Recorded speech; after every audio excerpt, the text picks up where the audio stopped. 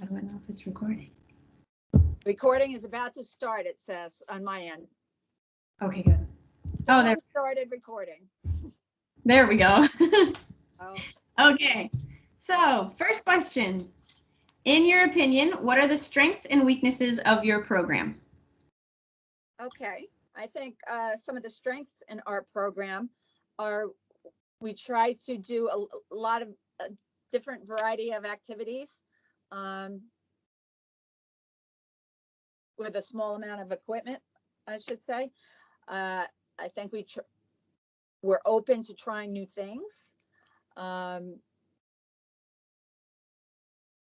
guess what more I would want to say was more curriculum based when you ask that later. But I think our weaknesses are our facilities. All right. And I know I shouldn't complain because a lot of teachers have it worse than we do here. And another weakness is, I feel, is how important we are in scheduling. Okay. In the guidance department, we are last to be scheduled. So some of our classes have 40, and then some of our classes have 8. And it's kind of like all over the board like that. I think that's one of the weaknesses. We're not very balanced as that goes. And sometimes we'll have 4 classes in the gym at the same time. And then usually the one class with 8 or 10 has like the whole gym by themselves all year. So we'll have 160 people in the gym at one time or 12. So that's, I feel, is a weakness.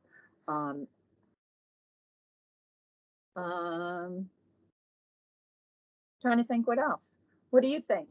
Can I add your input on the strength of our program?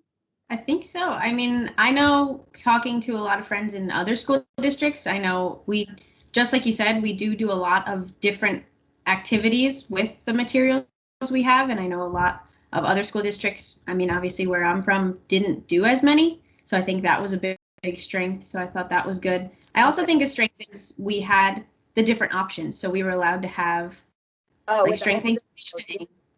Yeah, so that was cool. Or we got to do personal wellness and we didn't have just one option and we could do a bunch of different things. I thought that was cool because I did strength and conditioning. So I thought that was really beneficial and it was a good strength of our school. Okay.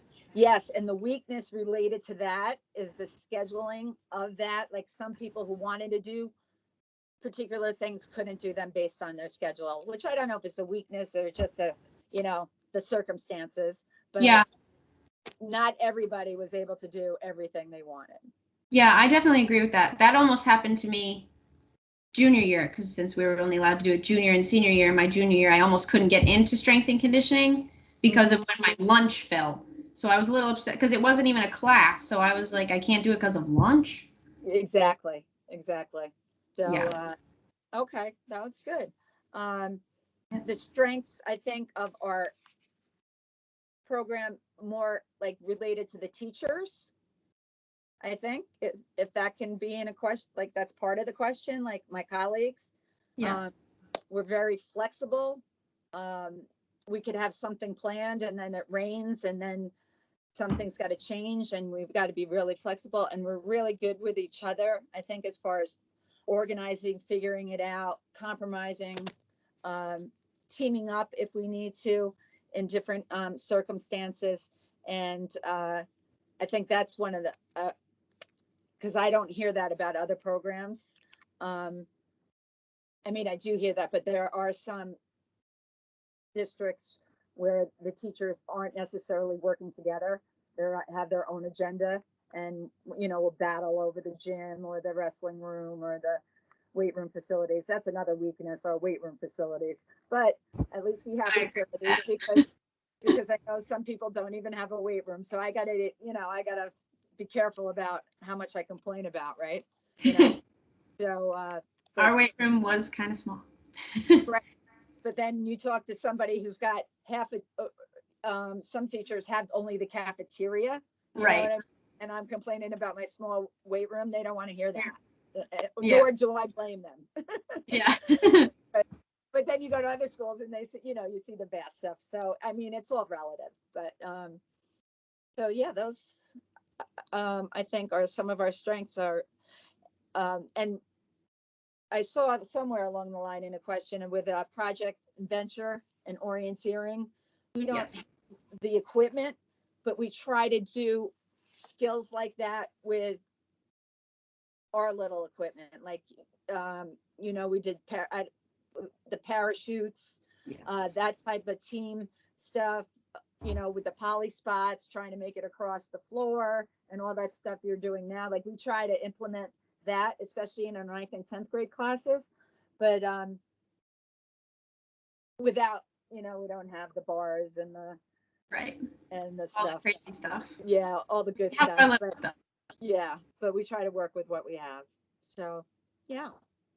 Okay. Next question. Please Yes. describe the grading policy for physical education. Okay. So I sent that to you, Yes, right? I do. So Yes. I I should have pulled it up. I'm sorry. Oh, Um, that's okay. Generally, we grade on a 10-point system per class, like this year being a little different. Okay. But you're graded on your effort and your participation and being prepared for class, a combination of all that. And you are not based on your athletic ability, all right, which is the most important thing.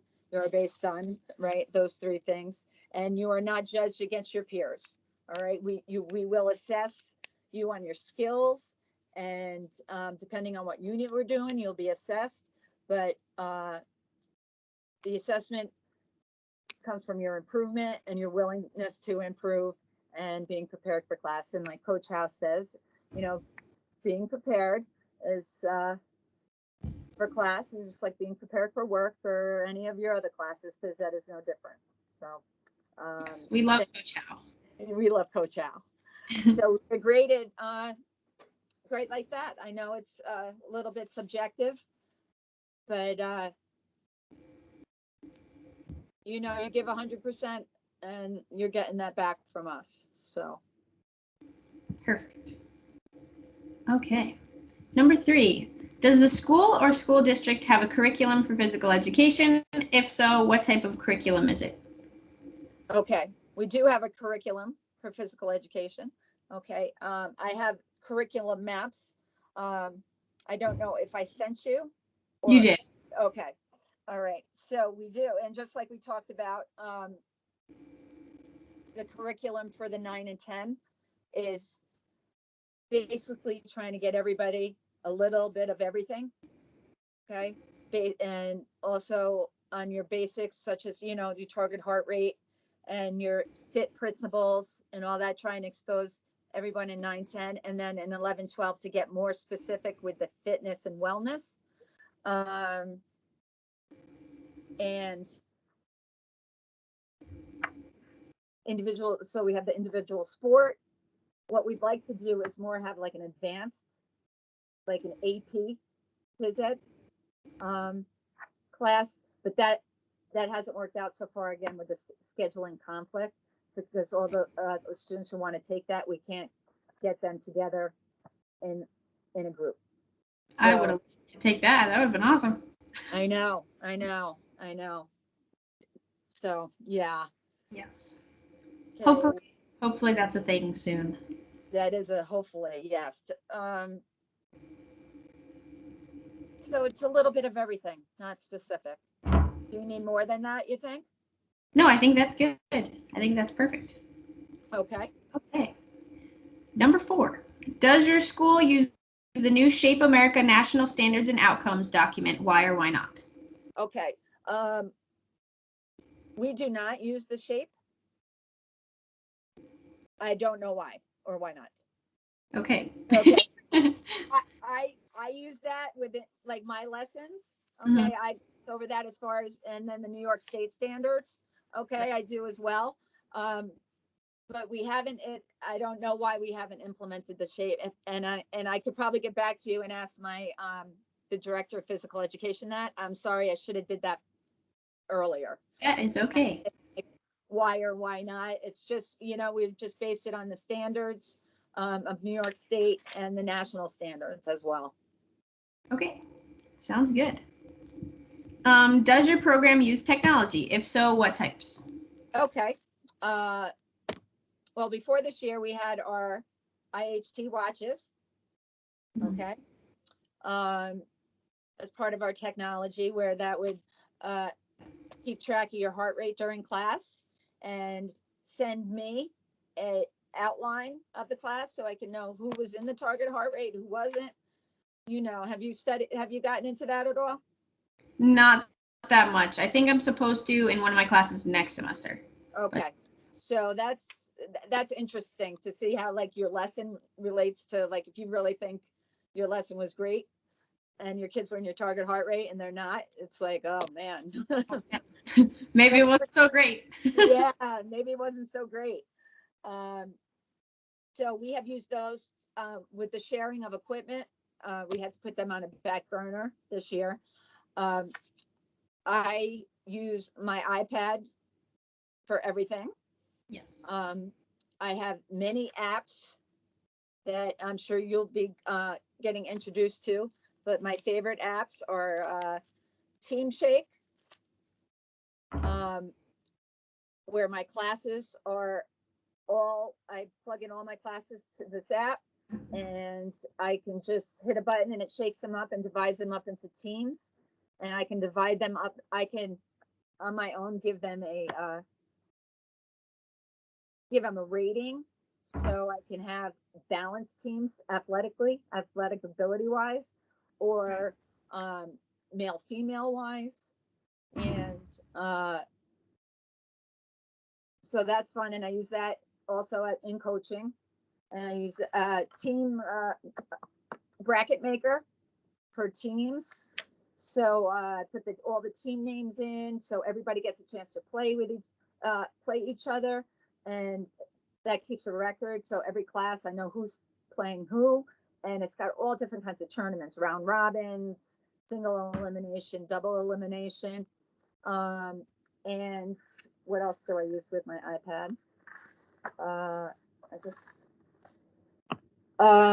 Seconds Pro for all my stations. Okay.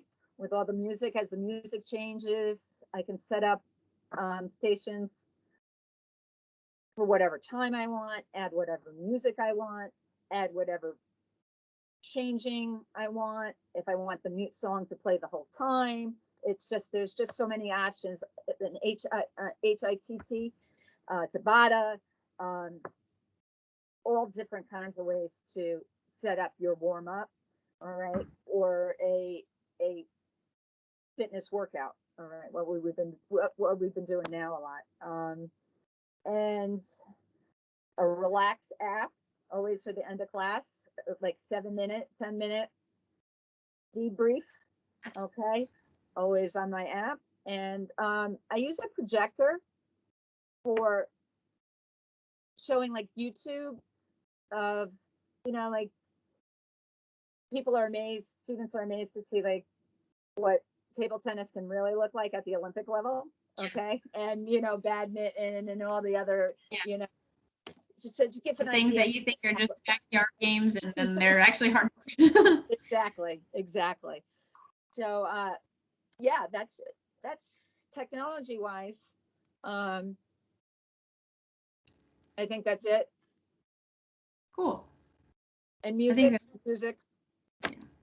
Everybody likes music. Yes. Oh, my music and my speakers, technology, right? That is technology. Yeah. And the projector also for like workouts and things like that in the wrestling room. Okay, cool. How do you manage your classroom and maintain discipline? Well, I'm very consistent with my discipline, I feel. I would agree. Thank you. I might be tougher than most. I'd like to say though, once I set it out, it's like one warning and then you don't vary from it. And then word gets around through students as they talk about their teachers, okay, right, that Miss O'Neill expects you to be in dress code, or Miss O'Neill expects this. and then you don't have to fight it all year. So Right. keeping that strict, and then discipline wise, in especially in warm-ups and behavior during class, if it affects their grade, okay, that I submit, then that is a big influence in changing the behavior. Okay. And I set the line, and I don't move that line. Okay. Students will try to push the line, Yeah. and I leave it. And teachers are different, but I feel like the more you let get away, then it gets out of hand, especially, for you starting out. It's like you said who you are, and word will get around. Okay. It's harder to retract the line than stretch the line. Absolutely. Yeah. It's hard to get that back. Yeah. Yeah. So you gotta start out hard. Sounds But I good. like to think I warm up to people after a while. I also I also agree. Like, I know a lot of people who are like, when I was a junior or senior, they'd be like, Miss O'Neill's so scary. And I was like, no, she might be scary at first, but not after. Just gotta get into it. Yep. Just do it, Once she knows you, she's not scary. right. And, you come into my class and respect me, we're going to have fun. We're going to have fun. So, Yeah. yes. Okay. Classroom management. And also, like, Meg, like splitting people up in stations, like not always clicking out with your friends. All right. Yeah. Where you're meeting new people, not just going around with your clique. And that helps with classroom management too. Then people get to know each other, and they have more empathy for each other as we move around in that kind of space. So yeah, that's one of my, I think that's important too. Yeah, I think that is important. When I use the team shake, you're shooting foul shots with her today. You're shooting foul shots with her today, Right. I think that's really important, especially when you have people who are in the same friend group. And then when people are in the same friend group, I feel like that might tend to push the line Yes. a little more. So yes, you have people egging you on. Right. Right. Exactly. All right.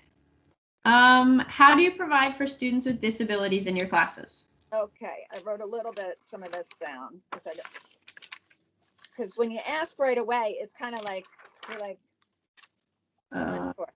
Right. So,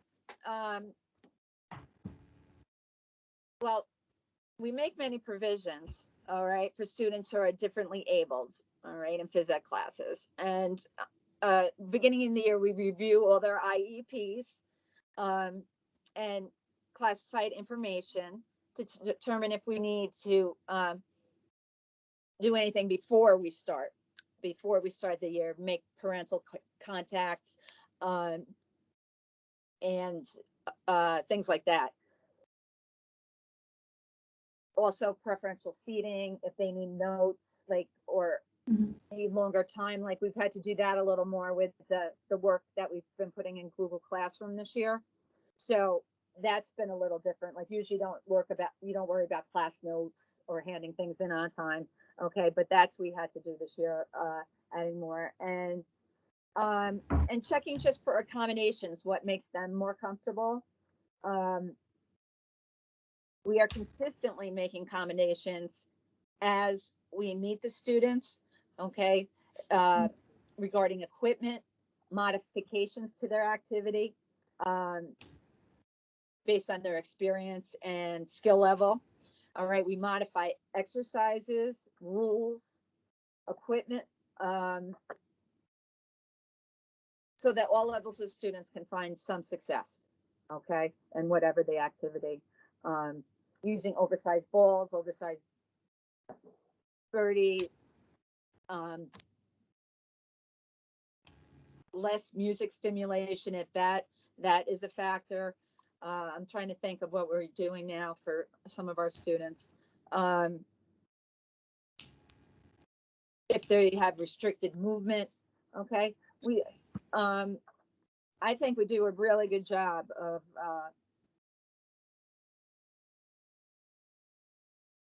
adapting and making students feel as comfortable as possible in this environment, whether it's the CBI kids, like Coach House CBI kids, or just if you have, maybe you're hearing impaired a little bit, visually impaired a little bit.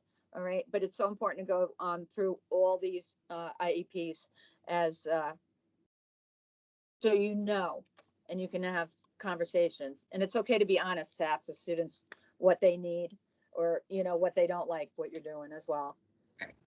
I mean, obviously I don't know the details of things, but I know there was obviously different options and equipment and stuff for kids in my classes, more towards 9th and 10th grade for freshmen and sophomores, when we had the whole big classes rather than specialized classes, because 11th and 12th grade I didn't have that as much, because it was kind of just the kids that wanted to do strength and conditioning. So yeah, but from what I remember, there were accommodations for people who needed it, which is good. Yes. Okay. What advice would you give a new teacher just starting their first year of teaching? Okay. See, you know what I did? Amaya gave me her graduation party envelope, and I wrote all that stuff on her graduation party envelope, along with my technology, and nothing. All right. So what I would say to you is, depending on where you wind up, you are going to have so many things that you've learned that you're going to want to do in your classes right away. And I would just take a breath, see where you wind up, see what your colleagues do. Don't run in there trying to change the whole program.